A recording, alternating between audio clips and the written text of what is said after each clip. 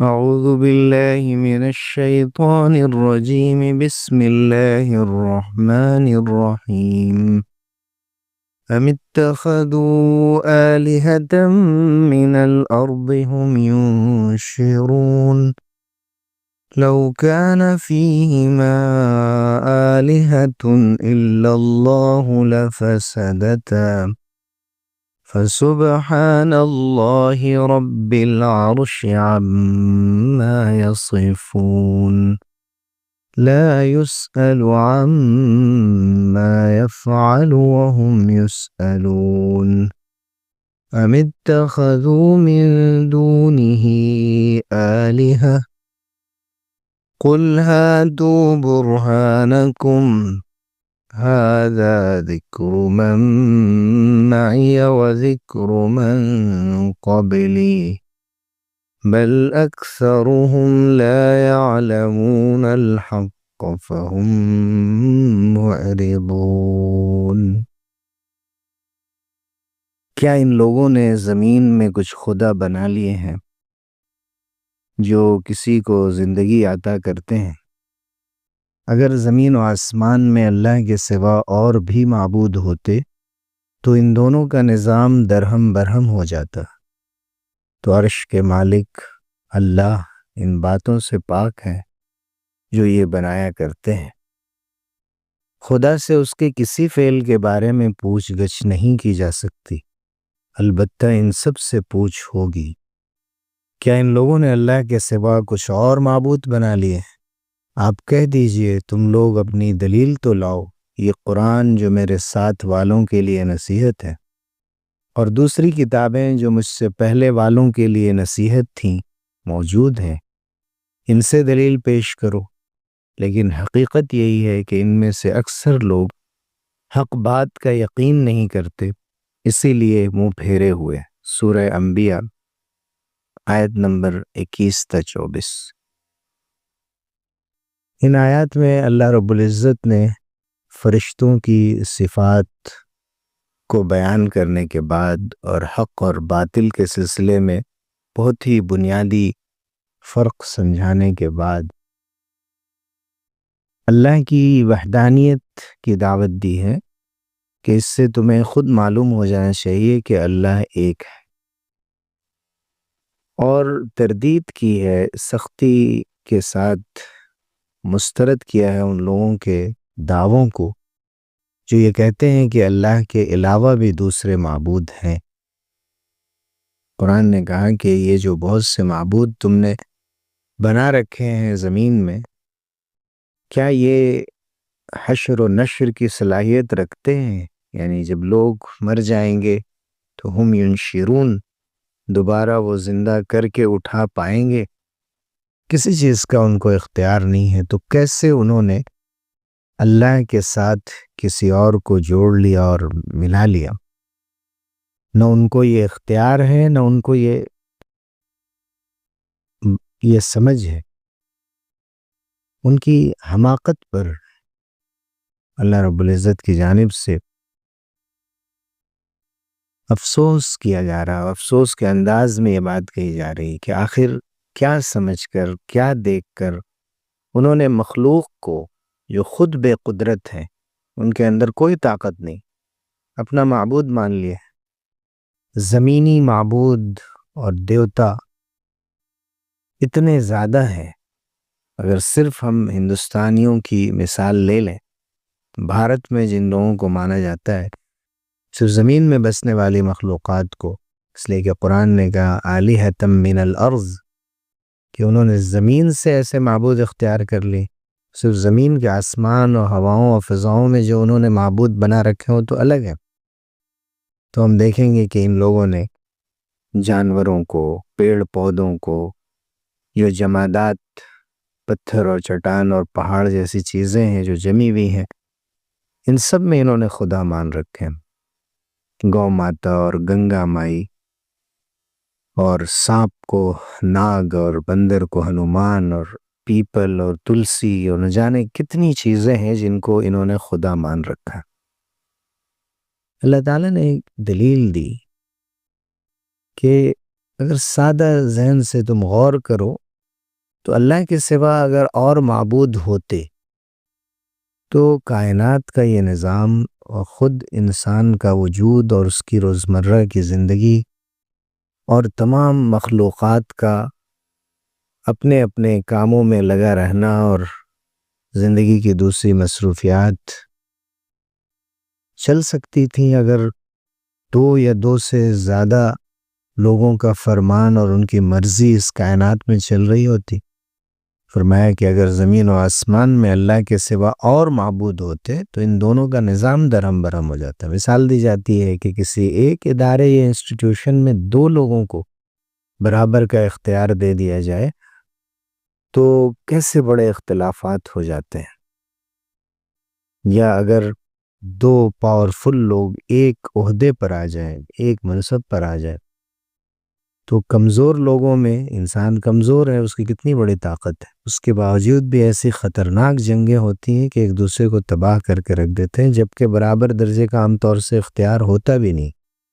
لیکن جہاں ایک کرسی پر بیٹھنے والا شخص کمزور پڑتا ہے تو دوسرا شخص جو اس سے نیچے اس کے قریب ہوتا ہے اس کو ہضم کرنا چاہتا ہے اور اس کو گرا دینا چاہتا ہے۔ اس کے لیے نہ جانے کیسی کیسی جنگیں دنیا میں لڑی جاتی ہیں، کیسی کیسی بدمزگیاں پیدا ہوتی ہیں۔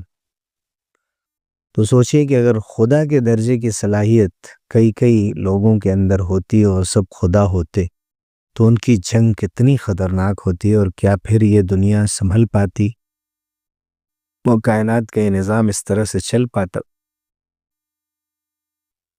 کائنات کے پورے نظام میں جسے کہتے ہیں ابتری پڑ جاتی، بالکل تباہ و برباد ہو کر رہ جاتا ہے۔ خدا کی تعریف ہی یہی ہے کہ وہ مطلق الارادہ ہے، مطلق الاختیار ہے، اس کا تنہا ارادہ چلتا ہے، اس کو تنہا پاور حاصل ہے، وہ مالک کل ہے، قادر مطلق ہے، آلمائٹی ہے، کوئی اس کے فیصلوں پر اعتراض نہیں کر سکتا۔ اگر اس کے اختیارات یا اس کی ملکیت بھی محدود کر دی جائے تو پھر خدا کہلانے کے لائق نہیں۔ اگر خدا کی اس تعریف کو جو اسلام نے تو کی ہے، دوسرے مذاہب نے بھی کی ہے، اگر نظر میں رکھا جائے تو غور کریں کہ دو یا زائد خداؤں کے وجود کے معنی ہی کیا ہو سکتا ہے۔ ایک خدا کی ملک سے کوئی بھی جز موجودات اگر باہر رہا یا اسے اپنا ارادہ کسی مصلحت سے مغلوب کرنا رہا، یعنی خدا کی ملکیت اور حکومت میں سے کوئی بھی چیز اگر نکال دی جائے یا کسی وجہ سے کسی مصلحت سے اس کو اپنا فیصلہ بدلنا پڑ جائے یا کسی ضرورت سے اسے پابندی عائد کرنی پڑ جائے تو پھر اس کے خدا کے اوپر اگر پابندی عائد کی جا رہی کسی دوسرے کی طرف سے تو پھر اس کے خدا رہنے کا تصور نہیں ہو سکتا۔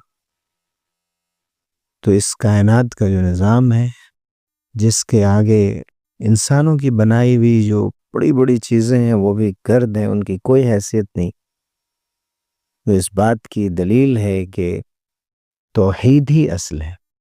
ایک صانع ہے، اس عالم کا ایک صانع ہے، ایک بنانے والا ہے، ایک کریٹر ہے، جس دلیل کو قرآن کریم نے اس قدر سادہ انداز سے بیان کر دیا ہے، اس سے بڑے بڑے لوگوں نے معنی نکالے ہیں اور فیہما سے بتا دیا کہ آسمان اور زمین میں قیامت میں جو دنیا ختم کر دی جائے گی وہ تو ایک نظام اور ضابطے کے تحت ختم کی جائے گی، لیکن آج اگر یہ اختیار کئی لوگوں کو دے دیا جائے تو نہ سورج نکل سکے، نہ ڈوب سکے، نہ بارش ہو سکے، نہ پیڑ پودے اپنے وقت پہ اپنا کام کر سکے۔ دنیا کے ہر نظام میں دونوں خداؤں میں اختلاف ہو جائے۔ اس لیے یہ سادہ سی بات سمجھنے کی ہے کہ اللہ کے علاوہ کوئی معبود نہیں ہو سکتا۔ فرمایا گیا فسبحان اللہ رب العرش عما یصفون، عرش مخلوقات میں بھی بہت عظیم ہے، پھر جو اس کا مالک اور رب ہو اس کی عظمت کا کیا ٹھکانہ ہے۔ اللہ کی صفت یہاں رب العرش لا کر یہ بتا دیا گیا کہ وہ کتنا عظیم ہے، اور شرک کتنی بے عقلی کی باتیں ہیں اور کتنا اس کا غلط انجام ہے۔ پھر فرمایا گیا کہ لا یسألو، اس سے باز پرس نہیں کرتے، اس کے جو بھی کام ہے اس سے نہیں پوچھا جا سکتا۔ وہم یسألون، اور جتنے بھی لوگوں کو تم نے خدا بنا رکھا ہے ان سے پوچھا جا سکتا ہے۔ اس میں ان مشرک قوموں کی تردید کی گئی ہے جو خدا کو بھی محدود الاختیار، محدود القوہ مانتے تھے، کہ اللہ کی طاقت بھی بہت لیمیٹڈ ہے، اس کا اختیار بھی بہت محدود ہے۔ خصوصاً یونان کے جو فلاسفرز تھے، گریک فلاسفرز، ان کا یہ ماننا تھا کہ خدا کے اختیارات محدود ہیں۔ فرمایا گیا کہ اللہ تعالیٰ سے سوال نہیں کیا جا سکتا۔ یعنی توحید پر تو بہت سی دلیلیں قائم ہیں، عقل سے بھی سمجھی جا سکتی ہیں، اور بائبل اور قرآن مجید سے بھی سمجھی جا سکتی ہیں۔ شرک پہ تم کوئی دلیل لا کر دکھاؤ۔ ام اتخذوا من دونہ آلیہ قل ہاتوا برہانکم، انہوں نے اللہ کے سوا بہت سے معبود بنا رکھے ہیں، اے نبی آپ کہہ دیجئے کہ دلیل تو لا کر دکھاؤ۔ توحید پر تو ہمارے پاس ہزاروں دلیل ہے، شرک پر کوئی دلیل لا کر دکھاؤ، کوئی ریفرنس بتاؤ، یا کائنات کے اس پورے نظام میں سے عقلی طور پر کسی چیز کو ثابت کر کے دکھاؤ۔ اس کے بعد اللہ تعالیٰ نے فرمایا ھذا ذکر من معی، میرے ساتھ جو قرآن مجید ہے یہ میرے ساتھ والوں کے لیے، اور یعنی مجھ پر ایمان لانے والوں کے لیے، جن کی جانب میں مبعوث کیا گیا ہوں، اور حضور صلی اللہ علیہ وسلم قیامت تک کے لوگوں کے لیے مبعوث کیے گئے، ان سب کے لیے دلیل ہے۔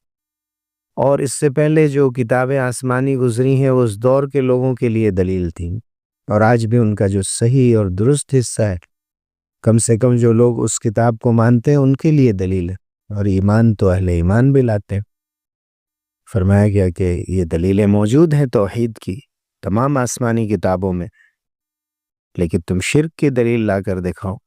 بلکہ اکثر لوگ حق کو جانتے ہی نہیں اور اس سے اعراض کیے بیٹھے، حق سے منہ پھیرے ہوئے بیٹھے، اس کی طلب اور تڑپ اپنے دل میں رکھتے ہی نہیں کہ حق کو تلاش کر، اس لیے ایمان و یقین کی دولت سے بھی محروم۔